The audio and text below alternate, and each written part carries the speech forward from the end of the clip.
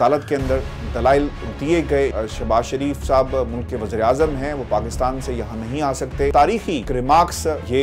अदालत है और यहाँ पर प्राइम मिनिस्टर और आम आदमी जो है उसकी एक हैसियत है। इस केस को उड़ा दिया जाएगा यानी खारिज कर दिया जाएगा। 2019 और 20 में बरतानवी अखबार की तरफ से ये दावा किया गया कि शहबाज शरीफ और उनके खानदान के कुछ लोगों के बैंक अकाउंट्स मनी लॉन्ड्रिंग के लिए इस्तेमाल किए गए हैं और शहबाज शरीफ ने अपना असर रसूख इस्तेमाल किया इस पूरे ऑपरेशन को हतमी अंजाम तक पहुंचाने के लिए। अखबार की तरफ से यह भी दावा किया गया कि डेफर्ड ने जो पैसा पाकिस्तान में जलजला ज़दगान की बहाली के लिए भेजा था,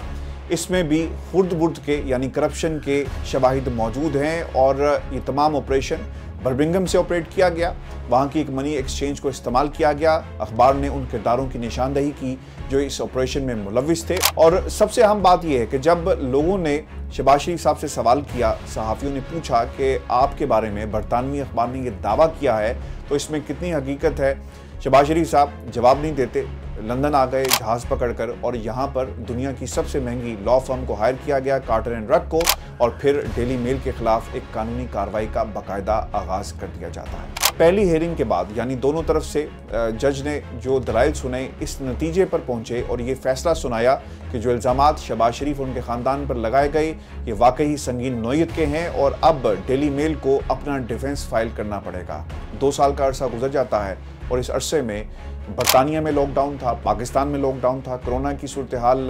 अफेक्ट कर रही थी तमाम लीगल जो प्रोसीडिंग्स हैं उसको, और बरतानिया में बार बार हियरिंग जो है उसका वक्त तब्दील कर दिया गया। लेकिन पाकिस्तान में ऐसा होता रहा कि इसको बुनियाद बनाकर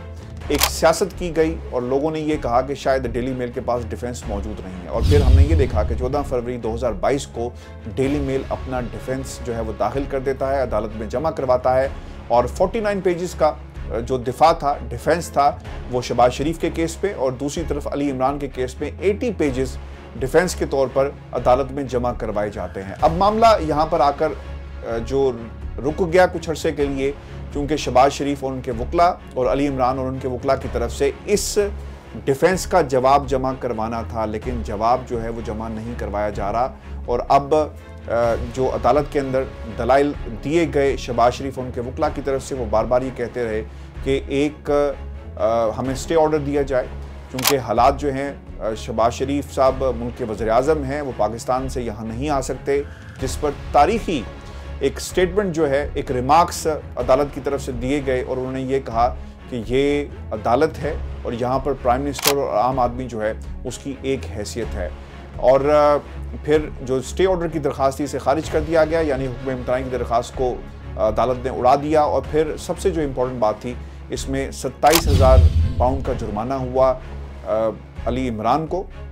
और 30,000 का जुर्माना जो है वो शहबाज शरीफ को हुआ, यानी 57,000 पाउंड जो हैं वो अदालत में की तरफ से ये जुर्माना किया गया है। और सबसे अहम बात इसके अंदर ये है कि कोशिश ये बार बार की जा रही थी, जो दलाइल दिए जा रहे थे इन शहबाज शरीफ और उनके वकला की तरफ से, कि शहबाज शरीफ साहब के ख़िलाफ़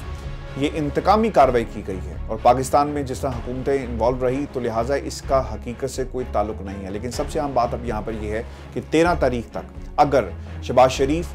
और उनके वकील और दूसरी तरफ अली इमरान और उनके वकला अदालत को अगर सेटिस्फाई नहीं कर पाते और रिप्लाई जमा नहीं करते, रिबर्टल अगर जमा नहीं करवाया जाता, तो फिर इस केस को उड़ा दिया जाएगा यानी खारिज कर दिया जाएगा। और जो क्लेम दायर किया गया है शहबाज शरीफ साहब की तरफ से और अली इमरान की तरफ से, इसको खारिज कर दिया जाएगा। अब एक इंतहाई अहम डेवलपमेंट हुई है जिसमें स्टे की दरख्वास्त को अदालत की तरफ से ना सिर्फ खारिज किया गया बल्कि हुक्म दिया गया है कि आप ने जुर्माना भी जो है वो देना है, लीगल कॉस्ट जो है वो देनी है, वो तमाम जो दूसरी पार्टी यानी डेली मेल की वकला का जितना भी लीगल जो खर्चा है वो अदा किया जाएगा।